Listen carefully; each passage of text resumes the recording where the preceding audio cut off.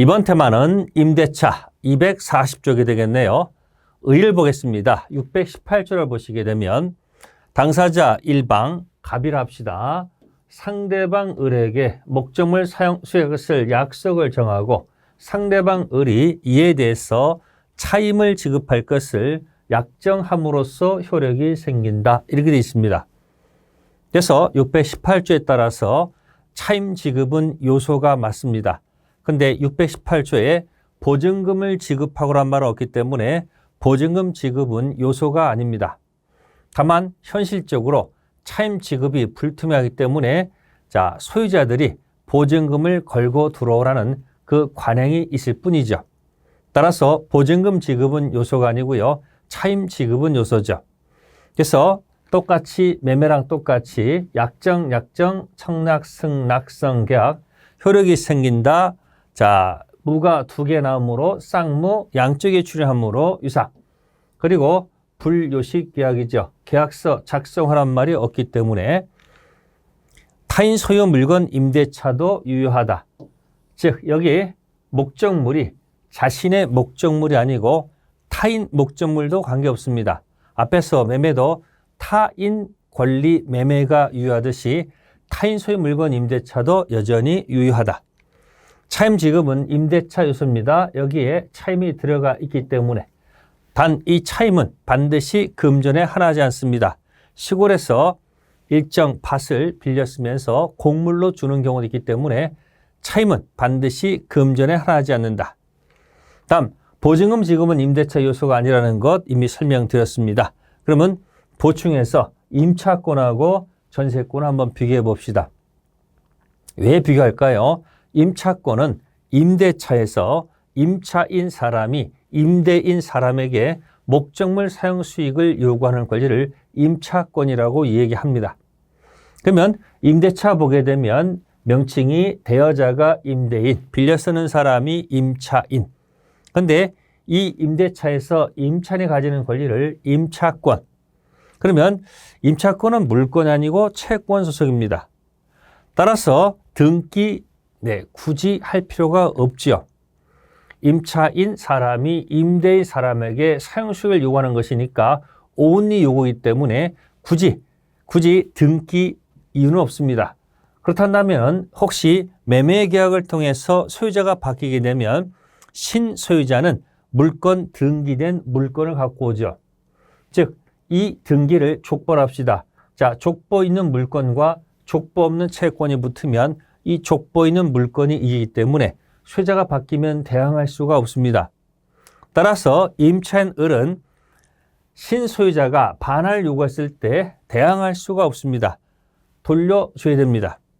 채권이기 때문에. 근데 우리가 물권법에서 전세권, 그 명칭이 달라지죠. 전세권 설정자, 전세권자. 그래서 전세권은 물권. 사람이 물건을 직접 지배해서 이 세상 모든 사람한테 주행할 수 있기 위해서는 등기할 수밖에 없다는 거죠. 그러면 이미 등기된 족보 있는 전세권자가 있다가 소유자가 바뀌더라도 이 족보가 이 족보다 빠르기 때문에 대항할 수 있습니다. 따라서 신소유자 반환 요구에 대해서 당연히 대항할 수가 있고요. 따라서 전세금은 다 누가? 신소유자가 전세권자한테 전세금을 반환해야 됩니다. 아마도 매매 계약할 때 시세에서 이 전세금을 빼고서 그 나머지 잔액을 매매 대금으로 해서 했을 것이다. 그런 얘기죠. 또 하나 여기 임차권, 채권 가지고는 물권적 청구권이 인정되지 않습니다. 근데 등기된 물권 전세권은 물권적 청구권을 인정하지요. 그래서 임차권은 족보가 없기 때문에 대항할 수 없다는 게 문제죠. 그래서 임차인도 혹시 대항력을 인정받을 수 있는가? 그래서 이와 같이 임차인은 반대 약정이 없으면 임대인, 주인에 대해서 등기 절차에 협력할 것을 청구할 수 있다. 이때 주인이 거절하면 등기 안 되겠지만 주인이 오케이 한다면, 즉 등기를 치게 되면 그때부터 다음 날부터 아닙니다. 그때부터 제3자에 대해서 대항할 수가 있다는 거죠. 따라서 보통은 등기가 안 되는데 혹시 만약에 임차권이 등기가 되면 등기되면 대항할 수 있을 것이다. 또 하나가 있습니다. 지금 갑 토지에 있고요. 을이 토지를 임대차합니다. 이때 토지 임차권 등기하지 않았지만 이 임차인이 여기다가 건물을 신축해서 건물 등기를 하게 되면 건물 등기 3월 1일 하게 되면 무슨 일이 발생할까요? 즉 토지 임차권은 등기하지 않았다. 건물 등기는 쳐놨다. 그러면 혹시 갑이 토지담보대출 일으켜서 혹시 대출 채권 때문에 병이 저당권 등기 치게 되면 5월 1일이죠. 이 갑이 토지 소유자가 대출 채권을 제대로 변제를 하지 않게 되면 저당권 실행이 됩니다. 경매죠. 그래서 경락인 정이 나타나면 이 임차인은 경락인에게 대항할 수 있다. 왜 대항할 수 있을까요? 간단하지요. 이 건물 족보가 있죠. 이 토지 저당권 족보보다 빠르기 때문에 뭐 할 수 있다? 대항할 수 있다. 그런 얘기예요. 따라서 토지 임대차는 이를 등기하지 아니하도 임차인의 지상 건물을 족보 갖추게 되면 제3자에게 뭐 할 수 있다? 대항할 수 있다. 자, 제목이 토지 임차권 등기하지 않았지만 건물 등기 족보가 있다면 대항할 수가 있다는 얘기죠. 그렇다면 여기서 주의할 것이 건물을 신축했는데 등기를 안 했으면 어떻게 될까요? 건물 등기를 안 했습니다. 그러면 이 사람한테 대항할 수가 없습니다. 또 이 건물 등기가 만약에 6월 1일이었다 그러면 대항할 수 없습니다. 따라서 이 건물 족보 등기가 이 토지 관련 저당권보다 빨라야지 뭐 할 수 있다? 대항할 수 있다는 뜻. 다음입니다. 임대차 존속기간. 보통은 약정이 있겠죠. 약정하게 되면요. 당사자 합의한 대로 가면 됩니다. 즉 임대차에서는 최장기 제한도 없고 최단기 제한도 없기 때문에 정한 대로 간다. 다만 약정이 없다면 이쪽 저쪽 통고할 수 있다. 이쪽 저쪽 통고할 수 있다. 글자 잘 기억하세요. 해지 통고가 들어가면 일정 기간이 지나야지 소멸한다는 사실. 그래서 부동산 같은 경우 주인이 하게 되면 6개월 지나야지 끝나고요. 임차인하게 되면 1월. 동사는 어느 관계 없습니다. 5일 경과하면 소멸하죠. 그래서 기억하는 방법은 6 빼기 1은 5. 임대차 해지 통고는 6 빼기 1은 5 이렇게 기억하시면 되고요. 다음은 묵시갱신, 법정갱신, 자동갱신입니다. 즉 법이 정한 사유가 있으면 일정 사유가 있으면 당사자 의사 묻지 않고 자동으로 갱신되는 경우가 법정갱신. 사유는 그렇습니다. 기간이 끝났다. 임차인이 계속 사용하는데 임대인이 점점점 말이 없다는 얘기죠. 그러면 법조문에서는 전 임대차와 동일한 조건으로 자동갱신. 다만 기간은 약정이 없는 것으로 간다. 그럼 방금 전에 기간 뭐가 없으면 약정이 없으면 어떻게 된다고요? 네, 내려옵니다. 양쪽 이쪽 저쪽 해지 통고 들어가서 끝나면 된다는 얘기죠. 그래서 법정갱신과 그 다음에 약정 없는 해지 통고가 연결되어 있다는 것. 임대인의 의무와 권리를 보겠습니다. 임대차는 임차인 사람이 임대인 사람에게 목적물 사용 수익을 요구할 권리, 그게 임차권입니다. 따라서 임대인의 의무는 당연히 목적물 인도할 의무가 있고 계약 존속 중 사용 수익하게 할 의무가 있고 당연히 적극적으로 나서가지고 방해 제거 의무를 부담한다. 그런데 이 사용 수익할 의무에 수선 면제 받는다는 특약은 유효합니다. 즉 사용수익 의무가 있는데 임대인의 수선 면제 받는다는 특약은 유효합니다. 요거는 임의 규정이기 때문에 그렇다. 다음에 그래서 임대인의 소규모 수선은 면제받습니다. 그러나 주의할 것은 대규모 수선은 아무리 수선 면제 특약이 유효하더라도 대규모 수선은 면제받지 못한다는 것. 나눠서 기억하세요. 소규모 수선까지 면제 특약 유효하다는 것. 다음, 임대인의 권리는 차임입니다. 차임 달라 차임 증감 청구권, 그다음에 기간이 끝나고 나면 목적물 반환 청구권. 참고할 것은 차임 증감 청구권은 형성권. 따라서 증액 효력은 판결 시 나타나는 것이 아니고요. 증액 청구 시 거슬러 올라간다는 얘기죠. 증액 청구 요구, 혹시 다툼이 있어서 소제기, 법원에서 판결 받게 되면 증액 효력은 판결 확정 그때부터도 아니고요. 소제기 시부터도 아니고요. 증액 청구 시 거슬러 올라가서 증액 효력이 발생한다는 뜻. 다음, 임차인의 3대 권리에 집중해서 정리하시기 바랍니다. 3대 권리가 시험의 포인트일 수가 있습니다. 그래서 임차인은 비용 상환 청구권, 두 번째 부속물 매수 청구권, 지상물 매수 청구권. 그래서 비용 상환 청구권은 토지 건물 모든 임차인에게 인정된다. 그런데 부속물은 건물 임차인에 한해서, 지상물은 토지 임차인 한해서. 그래서 세 가지를 지금부터 분석해 드리겠습니다. 먼저 비용 상환 청구권 종류가 있습니다. 자, 건물 임대했을 때 볼까요?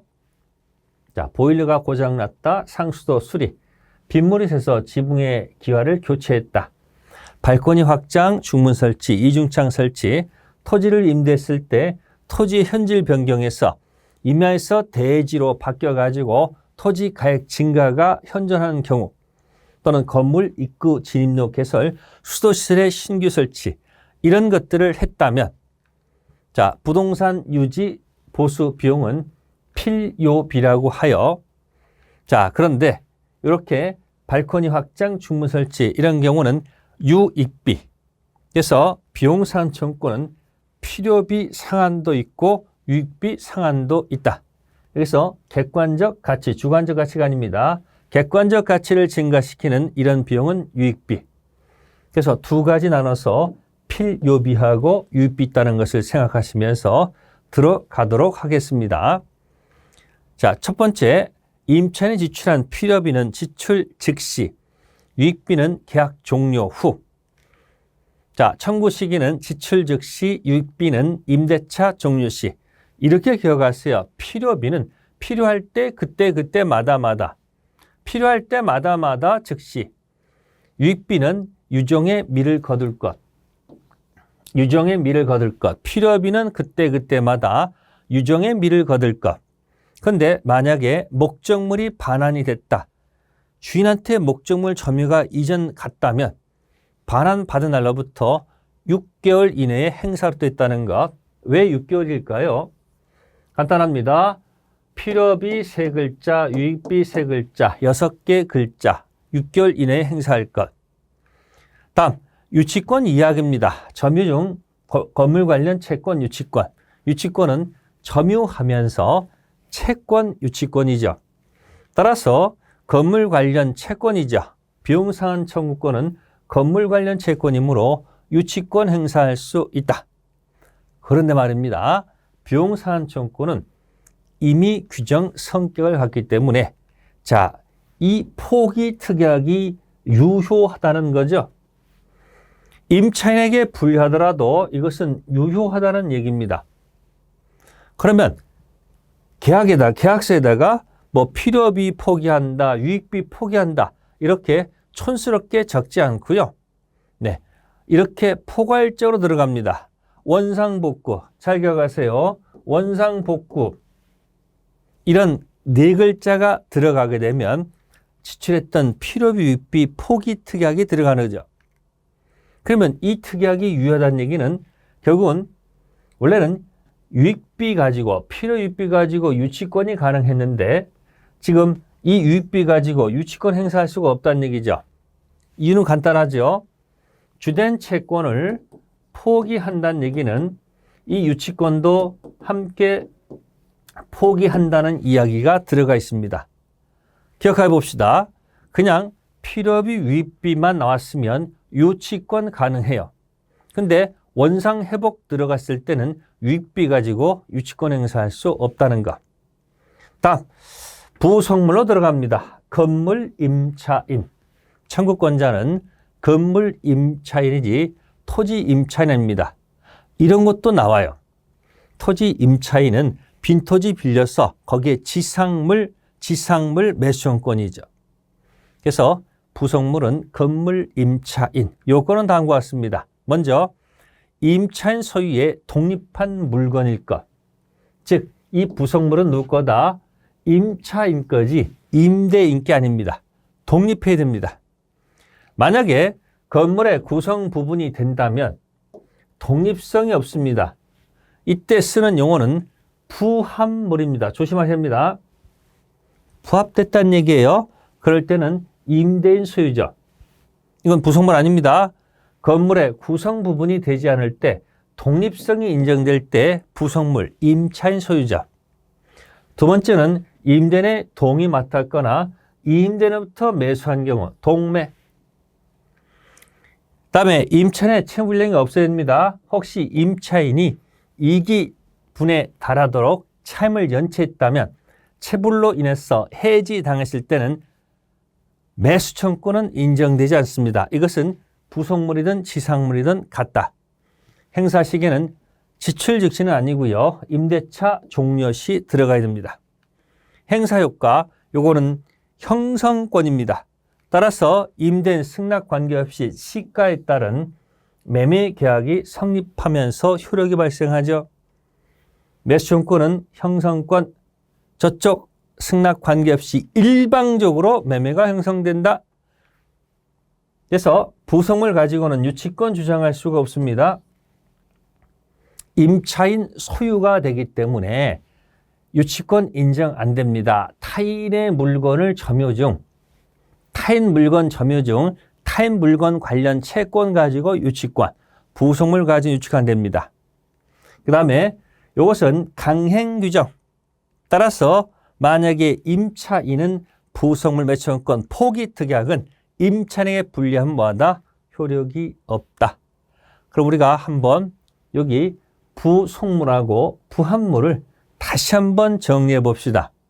지금 우리가 보는 쪽은 244쪽인데 사실은 우리가 앞에서 162쪽에서 이미 살펴본 적이 있었습니다. 즉 다음과 같았습니다. 자, 기존 건물이 있는데 중축합니다. 물론 당연히 주인 동의를 얻어서 중축하는 것은 당연한 거죠. 그런데 이 중축 부분이 독립성이 없다면 구분수가 안 되면 기존 건물에 부합합니다. 반대로 그렇지 않다면 구분수가 되기 때문에 부합하지 않습니다. 그러면 계속 이어갑니다. 부합했으니까 여기는 부합물, 누구 소유? 임대인 갑소유. 이쪽은 부속물, 요거는 임차인 소유. 따라서 이쪽은 부합물이 됐을 때는 가액 증가가 현존한다면 이때 부합물이 됐을 때는 임차인은 기간 만료 후 유익비 상환 청구권으로 공격해야 됩니다. 그런데 부속물은 임차인 거기 때문에 자, 그거 들고는 못 나가죠. 따라서 부속물 주인한테 사라. 부속물 매수청구권이 들어가죠. 그래서 이 세트 부합물과 부속물 이걸 분명히 여러분들이 반드시 구별해 둘 것. 이렇게 할 수 있겠습니까? 다시 162쪽하고 245쪽을 다시 한번 확인해 두시기 바라겠습니다. 다음, 토지 임차인 갑니다. 지상물 매수 청구권. 기간 만료가 됐습니다. 지상물이 현존합니다. 그러면 1차적으로 갱신 청구 들어가서 이때 주인은 yes, no 선택할 수가 있죠. yes가 되면 다시 갱신되는 거고요. no 하면 기분 나쁘죠? 그럼 여기서 멈추지 않고 2차적으로 임차인은 지상물 매수청구권 들어가죠. 그래서 여기 갱해서 no 하면 그때 지상물 매수청구권. 이때 주인은 선택 불가합니다. 무조건 사야 됩니다. 그렇단다면 살 능력이 없으면 결국은 yes 할 수밖에 없다는 얘기네요. 그럼 보겠습니다. 지상물 매수청 관련된 몇 가지 판례 내용. 첫 번째, 기간 약정이 없는 경우 이때 임대인 주인께서 해지 통고가 들어왔다. 그러면 갱신을 자, 청구에 대해서 원하지 않는다는 의미가 내포되어 있기 때문에 임차인은 지상물 채권권 바로 행사할 수가 있죠. 해지 통고에서 갱신 거절한 것으로 볼 수 있기 때문에 즉각 매수청구권 들어가도 관계없다. 그런데 임차인이 차임을 이익의문에 다도록 연체해서 임차인이 나가 해지, 채무 불이행으로 해서 해지 당한 경우는 이건 잘못이기 때문에 임차인은 매수청구권 행사할 수가 없습니다. 비교하십시오. 이 해지는 임차인에게 잘못이 있다는 얘기고 해지 통고는 임차인에게는 잘못이 없다는 얘기예요. 그래서 두 가지 비교한다. 임대차에서 약정 없는 해지 통고와 이기연체 해지 용어를 반드시 구별할 것. 다음 대상 건물은 자 여기 네 가지 다 얘기했습니다. 간단합니다. 가치 불문, 동의 불문, 허가 불문, 등기 불문. 임차인에게 무조건 유리하게 해석할 것. 그럼 보충해 볼까요? 어떤 내용을 보충해 볼까요? 보세요. 지금 갑이 이 을하고 토지 임대차 했고요. 병하고는 물권, 지상권 설정해서 을병 양쪽 걸쳐서 지상 건물을 신축했다 이야기입니다. 그럼 여기 임차지상과 제3자 토지에 건물이 걸쳐 있을 때 갑은 을에게 지금 전체 건물 매수청구권 행사할 수 있을까요? 아니면 임차지상의 건물만 매수청구권 할 수 있을까요? 간단하죠. 지금 건물이 이렇게 돼 있으면 어디 있는 거? 여기 임차지상에 있는 건물만 매수청구권 행사할 수밖에 없는 거죠. 전체 할 수는 없다. 당연한 겁니다. 다음, 을 토지가 있고 갑이 건물을 신축 완성했습니다. 그리고 건물 소유자 갑이 이 건물을 담보로 제공하고 대출을 받습니다. 그래서 병은 대출 채권 때문에 저당권을 취득합니다. 건물 시세는 5억이고요. 채권액은 3억이라 합시다. 그러면 건물 매수 가격은 행사 당시 시가 상당액 5억인 것인가? 아니면 건물 시세에서 채권액 5억에서 3억을 뺀 공제한 금액 2억 원인가 하는 문제가 생기죠. 판례는 앞에 겁니다. 행사 당시 시가 상당액이라는 것이 판례 태도입니다. 두 가지 보충해 드렸고요. 다음은 청구의 상대방 갑니다. 보통은 임차권 소멸 당시 토지 소유자인 임대인이죠. 다만 대항력이 있는 임차인, 만약에 토지 임차권이 처음부터 등기되어 있거나 토지 임차권은 등기 안 됐지만 건물, 등기, 족보가 들어갔다면 소유자가 변경되더라도 신소유자에게 매수청구권 행사할 수 있을 것이다. 효과입니다. 임대인 승낙 관계없이 지상물 매매가 성립하죠. 부속물 매수 청구권이든 지상물 매수 청구권이든 전부 다 형성권이기 때문에 매매대금은 방금 전 매수청구권 행사 당시 건물 시가죠. 토지 임차인의 지상 명도 및 소유권 이전 등기 의무와 토지 임대인의 지상물 대금 의무는 동시행관계로 들어간다는 거죠. 지상물 매수청구권 가지고는 유치권 안 되고요. 매매가 형성되면 동시행관계. 다음 강행규정입니다. 따라서 임차인에게 불리하게 되면 무효일 수밖에 없다는 것. 그럼 우리가 세 가지를 한번 비교해 봅시다.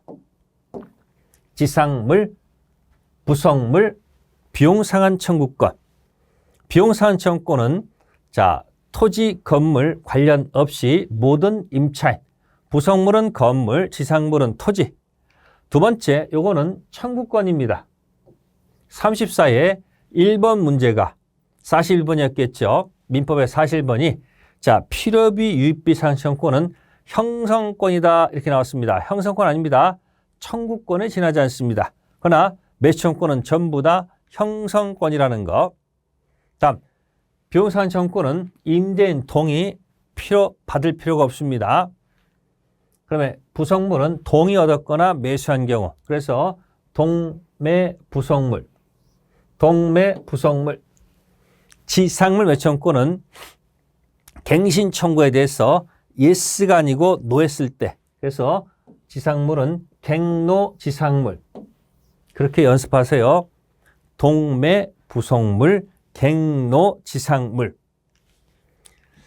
다음, 대상의 독립성, 필요가 불료입니다. 그러나 이 부속물과 지상물은 전부 다 독립성이 필요하지요. 그래서 필요비는 그때그때마다 즉시 유정의 미 종료시, 종료시, 종료시. 임의규정, 매청권은 강행규정. 다음, 일시사용 임대차, 요거 인정합니다. 적용합니다. 그러나 부속물과 지상물은 일시사용이 명백한 임대차는 적용하지 않는다.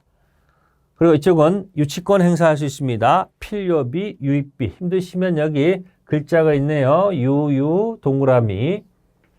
자, 그 다음에 부속물하고 유치 글자가 안 맞습니다. 지상물도 마찬가지 글자가 안 맞습니다. 이렇게 해서 세 가지를 일단 잘 비교해 두시고, 다음 임차권 양도와 전대죠. 한 문제 가능성이 있는데 뜻은 그렇습니다. 이렇게 전대했을 때는 갑하고 을 관계가 그대로 유지가 되고 을병 관계가 따로따로 노는 상태고요. 그다음에 양도하게 되면 어떻습니까? 임차권을 그대로 양도하는 거니까 이 을의 임차권 날아가죠. 그래서 결국은 갑하고 병 관계로 들어가죠. 사라진다는 얘기죠. 이건 전대, 이건 뭐다? 양도. 그럼 보통은 동이 있는 전대가 보통이죠. 자, 동의 받아야 됩니다. 그러면 글자 이름이 이건 전대인이 되고 이쪽은 전차인이 되죠. 그러면 혹시 을은 갑한테 차임 60만 원, 이쪽은 차임 70만 원 주기로 약속을 했네요. 그러면 동의해 줬으니까 갑하고 병은요, 사실 아무런 임대차 관계가 성립하지 않습니다. 서로 관계가 없는 거예요. 다만 민법에서는 특별 규정을 둡니다. 갑을 보호하기 위한 특별 규정이 있고 병을 보호하기 위한 특별 규정을 두는데, 보겠습니다. 갑을 보호하는 특별 규정은 혹시 차임이 이쪽은 가는데 차임이 혹시 이게 안 올 수도 있잖아요. 그럴 수도 있을 거 아닙니까? 그래서 이럴 경우를 대비해서 임대인을 보호하는 특별 규정을 뒀는데, 이럴 경우에 갑은 차임을 직접 나에게 지급하라. 얼마겠습니까? 60만 원입니다. 70만 원 안 됩니다. 내 자신의 60만 원 갖다가 병한테 직접 요구할 수 있다는 얘기예요. 60만 원을. 이때 병은 거절하지 못합니다. 다만 언제 거절하지 못하느냐? 전대차 차임 지급 시기 기준 이전 미리 준 것 가지고는 거절하지 못합니다. 즉 15일 줄 것을 미리 지급하는 경우도 있을 거 아닙니까? 그럴 경우는 갑한테 항변할 수가 없습니다. 그래서 만약 미리 지급했다면 차임을 이중 지급 책임을 부담한다는 얘기죠. 즉 이쪽에 미리 줬다 그러면 다시 또 60만 원 줘야 된다는 뜻입니다. 다만 정상적으로 준 날짜 가지고는 대항할 수 있겠죠. 기억해 두시고요. 그래서 직접 의무는 부담하나 권리는 갖지 못합니다. 변제기 이전 미리 준 것 가지고는 대항할 수가 없다는 사실. 다만 자신의 변제기에 정상적으로 준 것 가지고는 당연히 임대인 갑에게 대항할 수 있습니다. 이 두 가지를 잘 비교해 둘 것. 다음 한편 전차인을 보호하는 특별 규정도 돼야 되겠습니다. 다음과 같습니다. 기껏 동의했더니만 갑과 을이 둘이 만나서 합의 악수해서 해지하더라도 이 전차인의 전차권은 소멸하지 않는다는 거죠. 합의 해지했으니까. 그 다음에 기간 약정 없는 해지 통고. 혹시 갑이 을한테 해지 통고했다. 이럴 때는 전차인 병에게 이 사실을 통지해야지만이 전차인 병에게 대항할 수 있다는 거죠. 그런데 만약에 그것이 아니고 차임 연체로 해지한 경우 있죠. 을에 차임 2기 연체로 해지했을 때는 전천병한테 통지하지 않아도 대항할 수 있다는 것. 여기도 해지 통고와 해지를 한번 잘 좀 구별해 보시면 금방 알 수 있을 겁니다. 다음은 동의 없는 전대로 가보겠습니다. 동의 없습니다. 그래도 이 계약 자체는 유효합니다.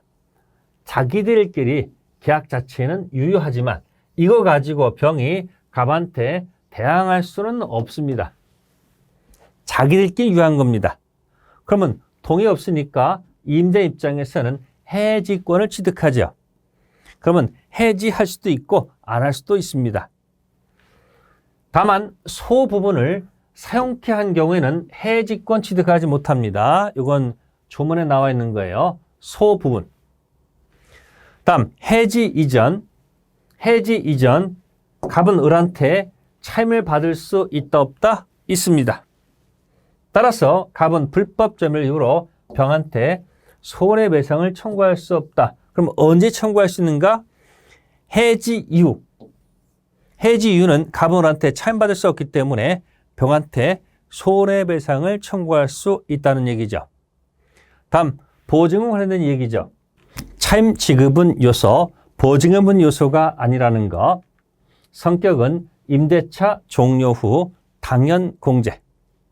그래서 여러분들 임대차 관계 종료 후 목적물 반환될 때까지입니다. 특별한 사실이 없는 한 별도 의사 표시가 없이 보증금에서 당연히 공제가 된다는 것. 존속 중 현재 임대차 기간 존속 중 임차인께서는 보증금을 일단은 가지고 차임 지급을 거절할 수 없습니다. 충당의 자유는 임대인의 자유지 임차인 자유가 아닙니다. 따라서 임차인이 보증금이 있으니까 보증금에서 차임을 까라 이런 말을 할 수가 없다는 얘기예요. 차임 지급 의무가 있기 때문에 까고 안 까고 충당의 자유는 임대인의 자유. 그래서 임대인 충당자 일단 조심하시고 기타 보증금 지급했다는 입증 책임은 줬다라고 주장하는 임차인이 부담할 것이고 보증금 가지고는 유치권 인정 안 됩니다. 점유하면서 물건 관련 채권이 아니기 때문에 하는 거죠. 다음 보증금 반환과 목숨 반환은 무슨 관계로 들어간다? 동시행 관계로 풀어간다는 것. 임대차 종료입니다. 일단 기간이 끝나면 임대차 종료할 것이고 해지 통고, 기간 약정 없는 경우가 있었습니다. 그래서 약정 없는 경우 당사자 언제든지 통고할 수 있었다. 그래서 부동산 임대인이 통고하면 6월, 임차인이 통고하면 1월, 동산 같은 경우는 5일, 600의 1은 5. 다음 해지권 보류한 경우, 임차인이 파산한 경우 이 세 가지가 해지 통고 사유로 들어가 있고요. 그다음에 해지는 바로 돌아가면 즉각 종하는 경우가 되겠습니다. 임대인이 해지하는 경우 동의 없는 임차권 양도 전대, 이기 차임 연체, 또 임차인이 해지하는 경우도 있을 겁니다. 임차인 의사에 반하는 보존행위, 일부 멸실 같은 경우에 임차인도 경우에 따라서 해지할 수가 있다는 것. 한번 문제 보겠습니다. 약정, 사용 수익, 그 다음에 차임 지급, 약정 효력이 생긴다.